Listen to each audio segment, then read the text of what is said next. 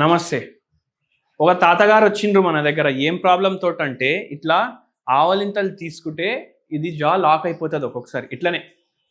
ఇట్లనే ఆగిపోతే పరేషాని అయితది. కానీ చాలా మందికి ఇట్లా ఆగిపోతది. ఎందుకు? ఎందుకు అంటే దానికి మల్టిపుల్ ఫ్యాక్టర్స్ ఉంటాయి. లాక్ అయిపోతది జా.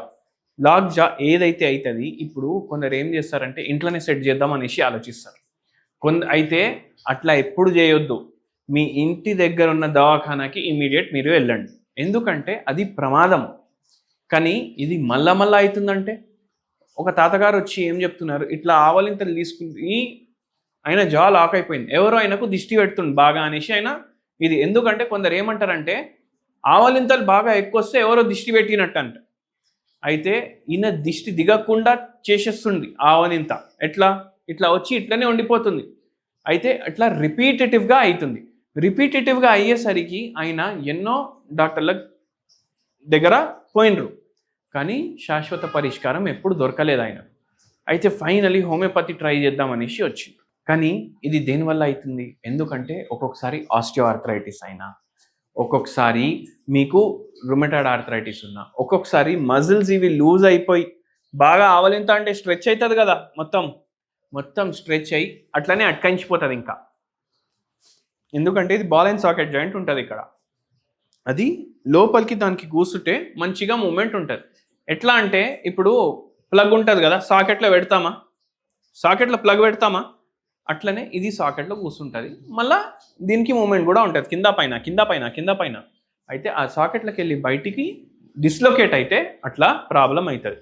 మీరు క్రికెట్ చూసేటప్పుడు మన హీరో ఉన్నాడు కదా, రోహిత్ శర్మ, ఆయనకు కూడా ఇది షోల్డర్ డిస్లొకేట్ అయితే ఆయన అట్లా సెట్ చేసుకుంటాడు డిస్లొకేషన్.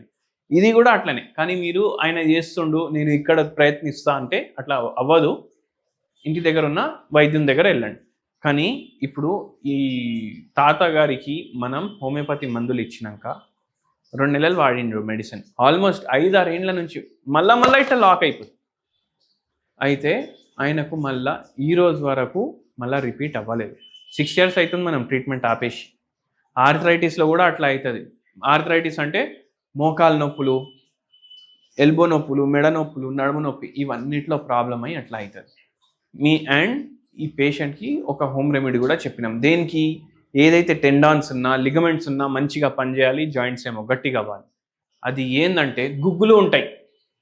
గుగ్గులు తెలుసు కదా మీకు, దాన్ని పౌడర్ చేసుకొని పెట్టుకొని పాలల్లో రోజు ఒక చెంచా వేయండి, మంచిగా ఉబాలించండి, దాన్ని కలిపేసి తాగండి, మంచిగా అవుతుంది. ఓకేనా? ఆస్టియో ఆర్థరైటిస్కి కానీ, మోకాలు నొప్పులకు కానీ, మెడ నొప్పి, ఎక్కడ నొప్పి ఉన్నా గుగ్గులు రోజు ఒక చెంచా వేడి నీళ్ళలో, వేడి పాల్లో, దేంట్లో అన్నా వేసుకొని మీరు కలుపుకొని తాగినరనుకోండి, మీ ఏదైతే బొక్కలు ఉన్నాయి అవి గట్టిగా అవుతాయి, ఏవైతే కీళ్ళు ఉన్నాయి అవి గట్టిగా అవుతాయి. అండ్ ఇది మంచి హెల్ప్ఫుల్ కూడా ఉంటుంది. రిలీఫ్ మాత్రం ఇస్తుంది. పూర్తిగా తగ్గాలి రోగం అంటే మీరు హోమియోపతి వైద్యం వాడండి. ధన్యవాదం.